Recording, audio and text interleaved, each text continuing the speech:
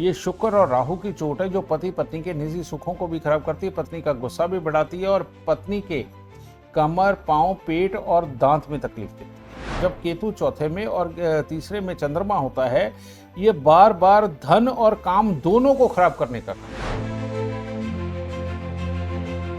एक और कॉलर हमारे साथ जुड़ चुके हैं, उनसे बात करते हैं। हेलो जी। हेलो जी जी, जय माता दी। आप अपने बारे में जानना चाहते हैं?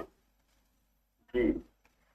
अपनी मेरा नाम राहुल है जी। राहुल, और मेरे जो जन्म दिनांक है वो 28 जून 1980 है, 1980, और टाइम है दोपहर का 1:45 PM, और जो जन्म स्थान है वो कानपुर, उत्तर प्रदेश।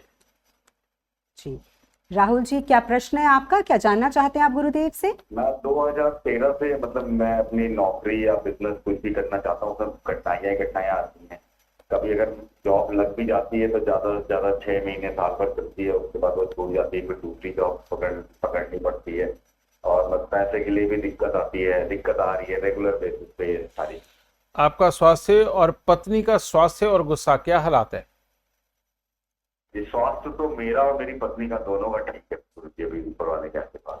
और पत्नी का गुस्सा? थोड़ा हल्का तेज गुस्सा है, लेकिन वो जैसे मेरे ऊपर गुस्सा नहीं है, बट हाँ बच्चे के ऊपर गुस्सा होती है। अच्छा, बेटे कितने हैं? बेटा एक है, एक बेटी है, दोनों गोद लिए हैं हमने, मतलब हमारे अपने बच्चे। मैंने इसीलिए पूछा क्योंकि या तो ये 2 बेटे देता है या कुछ नहीं देता, समझ रहे? ये योग ही ऐसा है बेटा। और शुक्र का अष्टम भाव में बैठना और राहु के साथ ये जो चोट पड़ रही है, ये शुक्र और राहु की चोट है जो पति पत्नी के निजी सुखों को भी खराब करती है, पत्नी का गुस्सा भी बढ़ाती है और पत्नी के कमर, पांव, पेट और दांत में तकलीफ देती है। ये योग। अब एक हिस्सा तो हो गया ये। दूसरा, इस केतु के कारण जमा पूंजी के अंदर दिक्कत रहनी होती है, और जब केतु चौथे में और तीसरे में चंद्रमा होता है, ये बार बार धन और काम दोनों को खराब करने का काम करता है, दोनों को। इसीलिए आपका काम लगता है, हटता है, लगता है, हटता है। फिर बृहस्पति, मंगल और शनि का मेल, ये जो 11वें स्थान पर बैठा है, इसे कहते हैं बृहस्पति का खराब होना। और जब बृहस्पति खराब होता है तो जो एक तरह से पूरा संस्कार वाले मामले होने चाहिए, एक तरह के लाभ वाले मामले होने चाहिए, घर के अंदर जो सोना इकट्ठा होना चाहिए यानी कि लाभ के रूप में, ये सारा खराब होता है और बड़े बुजुर्गों का भी हाल खराब करता है। तो ऐसी अवस्था में आपको उपाय क्या करना चाहिए? सबसे पहले पत्नी के वजन के बराबर चरी या ज्वार लेकर के आपको गौशाला में दे देना चाहिए, और ये साल में एक बार देते रहे, और हर साल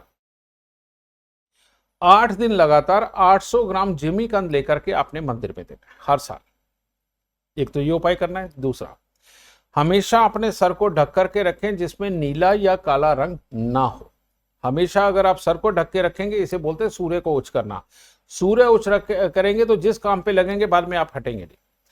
चांदी का गिफ्ट, इस सूर्य बुध 9वें घर में होने के कारण आप अगर चांदी का गिफ्ट किसी भी बाहर वाला जिसके साथ की खून का ताल्लुक नहीं है, अगर आपकी कोई मौसी, चाचा, ताऊ, मामा, ये अगर देते हैं तो कोई परहेज नहीं, लेकिन इसके बाहर कहीं से भी चांदी का गिफ्ट आएगा तो आपके भाग्य को चोट पड़ेगी। फिर ऊपर से ये चंद्रमा जो खराब कर रहा है, इसके लिए आप कर सकते हैं कि 11 दिन लगातार देसी घी का, सूजी का हलवा बना करके वो प्रसाद चढ़ा करके बांट दें, और उसके बाद अपने पूरे जीवन काल में हर सोमवार को आपने देसी घी का, सूजी का हलवा बनाना है और बना करके बांटना है।